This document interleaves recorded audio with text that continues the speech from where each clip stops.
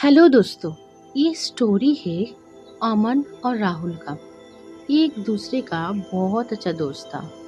बचपन से दोस्त होने के बाद भी दोनों का नज़रिया या फिर दोनों का फ्यूचर देखने का तरीका कम्प्लीटली अलग था। अमन जो कि हमेशा सोचते थे गांव में उसका कोई करियर नहीं बन सकता है, अगर करियर अच्छा खासा बनाना है, पैसा कमाना है तो उसको शहर जाना पड़ेगा। और इधर राहुल, वो हमेशा नाउ या प्रेजेंट मोमेंट के ऊपर बहुत बिलीव करते थे। अभी वो क्या कर रहे हैं, कितना कम सीख रहा है, इसके ऊपर ध्यान राहुल का हमेशा ज़्यादा था। एक सर्टेन पॉइंट के बाद जब दोनों का कॉलेज कंप्लीट हुआ, अमन चले आए शहर में क्योंकि उसको कॉरपोरेट वर्ल्ड में जॉब करना था। और इधर राहुल कॉलेज कंप्लीट करने के बाद अपने पापा के साथ थोड़ा बहुत खेती, एग्रीकल्चर, फार्मिंग, ये सब चीज़ सीखने लग गए। कुछ ही साल में दोनों का पापा का डेथ हो चुका था।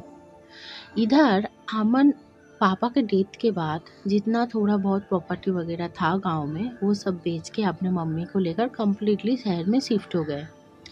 और राहुल पापा के डेथ के बाद जो थोड़ा बहुत खेती या फार्मिंग, एग्रीकल्चर में उसका इंटरेस्ट था, वही इंटरेस्ट और ज़्यादा उसका बढ़ गया क्योंकि पूरा फैमिली का प्रेशर उसके ऊपर आ गया था। इसके बाद ऐसे ही चलते रहे और 10 साल बाद राहुल के बहन की शादी में फाइनली अमन को इनवाइट किया गया एंड अमन अपने बीवी बच्चे के साथ राहुल के घर आए।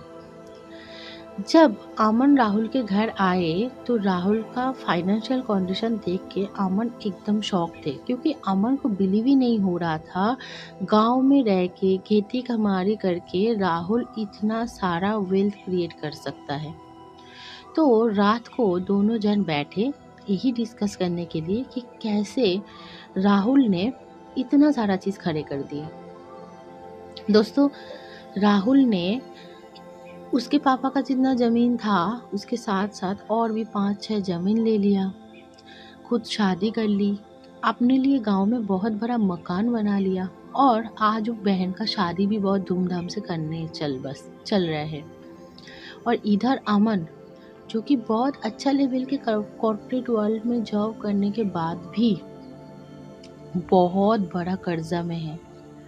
इवेंचुअली जो घर उन्होंने लिए हैं शहर में, वो भी ईएमआई पे है, जिसका हर मंथ में बहुत बड़ा एक अमाउंट ईएमआई में जाता है।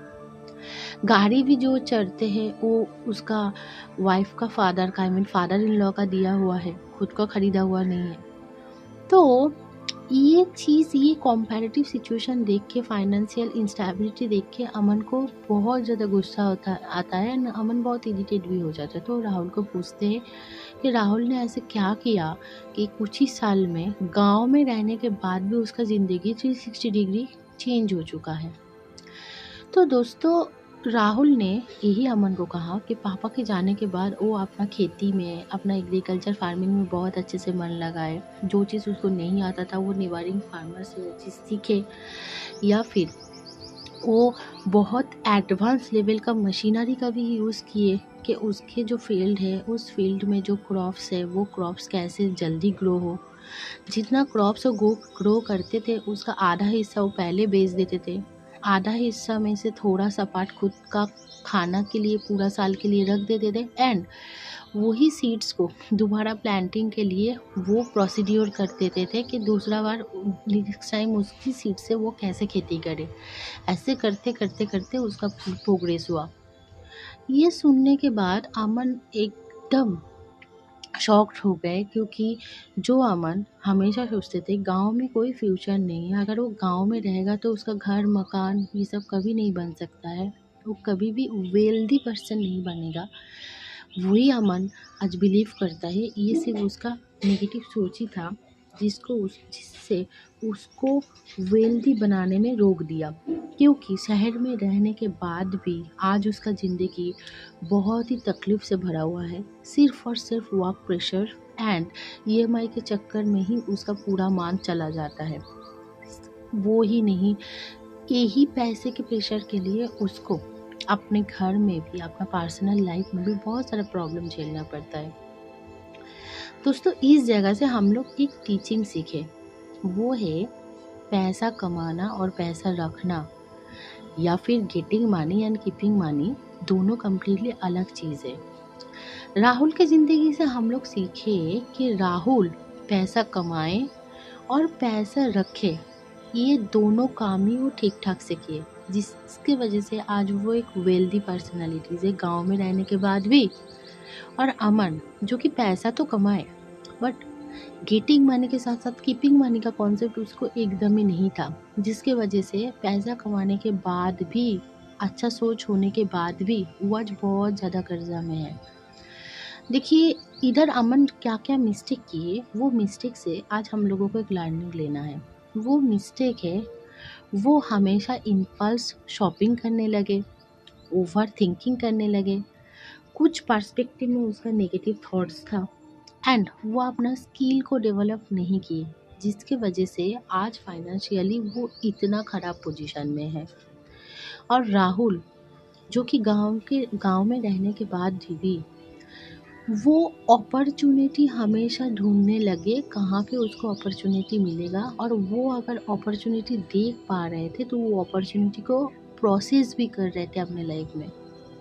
नंबर 2, राहुल ने अपना स्किल के बढ़ाने के ऊपर जोर दिए, ना कि गांव में रहना या शहर में रहने के ऊपर जोर दिए। एंड नंबर 3, अपना वेल्थ या अपना कमाने के पैसे को कैसे सही वे में डिस्ट्रीब्यूट किया जाए, ये राहुल को अच्छे से मालूम था गांव में रहने के बाद ही। तो दोस्तों, आज की इस वीडियो से हम लोगों को एक लर्निंग मिलता है कि सिर्फ और सिर्फ अगर हम लोग पैसा मैनिफेस्ट करना चाहते हैं तो वो चीज़ काफ़ी नहीं है। मैनिफेस्ट किए हुए पैसे को रखना कैसे है। देखिए, राहुल भी खर्चा किए, ऐसा बात नहीं है कि राहुल ने अपना घर नहीं बनाया है, वही छोटा 2 कमरा का मकान में वो रह गए, नहीं, वो भी अपने लिए घर बनाए, वो भी अपने लिए न्यू ज़मीन खरीदे, वो भी आज बहुत धूमधाम से अपने बहन का शादी करने के लिए जा रहे हैं। तो ये सब कैसे हुआ? पैसा खर्चे करने का सोच से तो, ना खर्चा करने का सोच से तो ये सब चीज़ होता ही नहीं था। तो राहुल ने भी पैसा खर्चा किया, अमन ने भी पैसा खर्चा किया, बट अमन और राहुल के बीच में जो सिर्फ एक चीज़ का अंतर था, वो है अपना माइंडसेट, वो है वो प्रॉपर नॉलेज जो getting money and keeping money को डिफरेंशिएट करता है। तो दोस्तों, हम लोगों को ध्यान रखना है, सिर्फ बहुत ज़्यादा पैसा मैनिफेस्ट करना ही काफ़ी नहीं होता है। वो पैसे को हम लोग बहुत स्किलफुली कैसे सेग्रेगेट करें, कहाँ पे इन्वेस्ट करें, कितना कहाँ पे रखें, ये सोचना भी बहुत ज़रूरी है। इसके लिए प्रॉपर स्किल चाहिए। अगर आपके पास ऑलरेडी वो स्किल है तो इट्स वेरी गुड, और अगर नहीं है तो इस स्किल को डेवलप करिए। देखिएगा, एक टाइम पे आप भी एक वेल्दी पर्सनैलिटी बन जाएंगे। Thank you for watching my video Seema soul spark. इस चैनल पे जो भी वीडियो आता है, अगर आप लोगों को पसंद आता है तो अपने फैमिली फ्रेंड्स के बीच में ये चीज़ ज़रूर शेयर करिएगा, और ये वीडियो को लाइक और इस चैनल को सब्सक्राइब ज़रूर करिएगा। Thanks for watching.